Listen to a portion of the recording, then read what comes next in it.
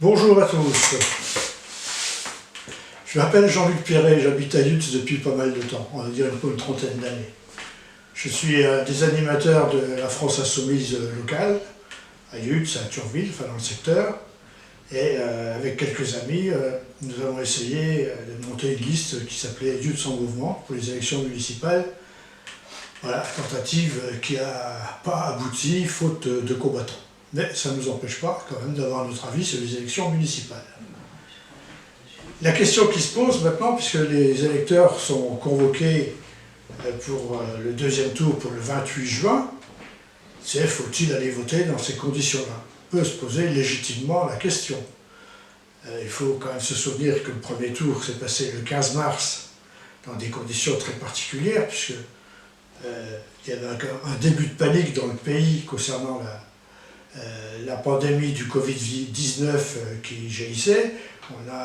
Le gouvernement a dit si, il faut voter, allez-y, le 15, et le 16, on nous a annoncé qu'on mettait tout le pays en confinement. Le résultat des courses, c'est quand même que des gens ont eu peur de se déplacer et que le taux de participation était particulièrement faible partout en France, mais encore plus à Yutz, puisqu'il n'est que de 32%. Il faut reconnaître aussi, d'une façon générale, qu'à Yutz, les taux de participation sont plus faibles que la moyenne nationale. Mais néanmoins, c'est comme ça. En ce qui concerne le deuxième tour, il est évident qu'on peut s'interroger. Un deuxième tour qui a lieu 3 mois et demi après le premier, alors que, rappelons-le, la loi électorale et la Constitution prévoient que le deuxième tour doit avoir lieu dans la semaine qui suit le premier, ce qui change quand même beaucoup la donne. Donc, et notre avis à nous, le mien en particulier, c'était qu'il fallait annuler ce premier tour et refaire un processus complet à l'automne quand on aurait été dans de meilleures conditions. Ce n'est pas la décision qui a été prise, néanmoins on peut quand même se poser la question maintenant, faut-il ou pas aller voter? Donc, je vais essayer de répondre à cette question. Pour ce qui me concerne, quand j'étais un jeune homme, il y a de ça pas mal de temps, c'est-à-dire, on va dire un demi-siècle, ouais, j'ai attendu, comme beaucoup, d'avoir l'âge pour aller voter. Et à cette époque-là, c'était 21 ans. La majorité était à 21 ans. Donc, c'est fait que j'ai pu aller voter pour la première fois en 1974. C'était pour les élections présidentielles. C'est Giscard qui est sorti.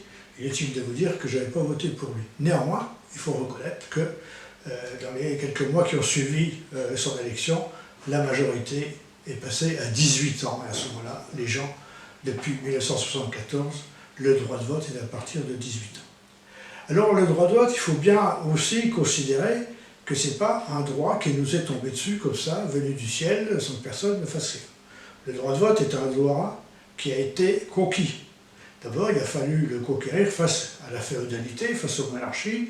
Ça a commencé par la grande révolution de 1789, qui a mis en place des systèmes de vote un peu particuliers, enfin, avec des hauts et des bas pendant un bon demi-siècle, et il a fallu attendre 1848 pour que le suffrage universel soit enfin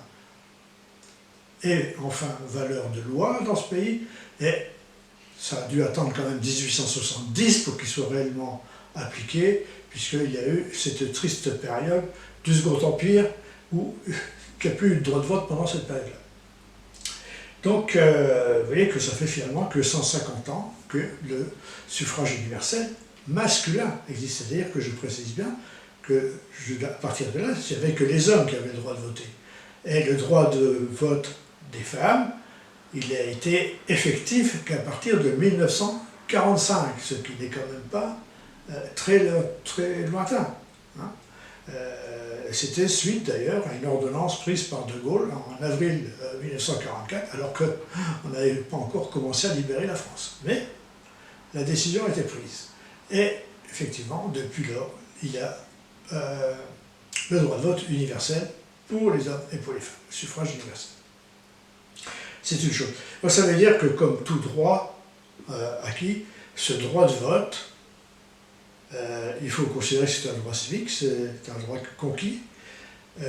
Il faut bien penser que ce genre de droit, ça ne s'use que si l'on ne s'en sert pas. Donc, oui, je dis franchement, même si ces élections sont chaotiques, même si les résultats vont presque d'être remis en cause, voire fragilisé, parce que les équipes qui vont être élues seront élues avec risquent d'être élues avec un faible pourcentage de voix, ce qui met en cause leur légitimité. Il faut bien quand même dire oui, on va voter, on y va. Même si on va voter blanc parce qu'on ne sait pas choisir quelle liste choisir, ou simplement parce qu'aucune des listes ne nous convient. C'est vaut mieux y aller et voter blanc, au moins on exprime quelque chose, c'est-à-dire que, en gros, je vais voter, mais aucune des propositions ne me convient, plutôt que de rester à la maison ou de dire, bah voilà, ou l'interprétation peut être de dire, bon, bah, les abstentionnistes s'en foutent. Donc ils acceptent qui que ce soit venu, quelques candidats que ce soit. Voilà. C'est quand même un problème important.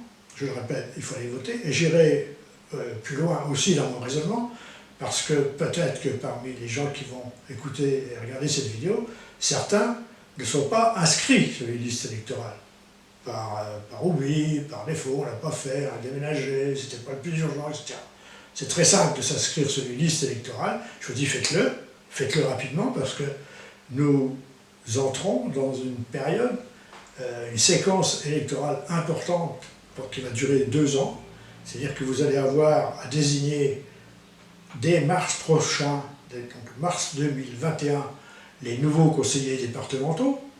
Je rappelle que ici, le président du conseil départemental, c'est M. Weiten, ancien maire de Yutz, avec qui nous avons aussi quelques différends à régler. Ensuite, vous aurez à élire le nouveau conseil régional. Le conseil régional, il ne faut pas non plus oublier qu'il a des charges importantes, tout le transport, la question économique, les lycées, etc. Donc il y a beaucoup de choses. Et puis après, c'est que beaucoup considèrent comme un peu l'élection maîtresse dans le pays, qui est l'élection présidentielle, qui sera suivie ensuite de l'élection législative. Vous voyez, donc dans les 2 ans qui viennent, nous aurons 4 fois à voter de façon importante. Donc allez-y et votez. Voilà. Donc ça, c'était cette première partie, c'était pour répondre à la question, faut-il aller voter ou pas voter?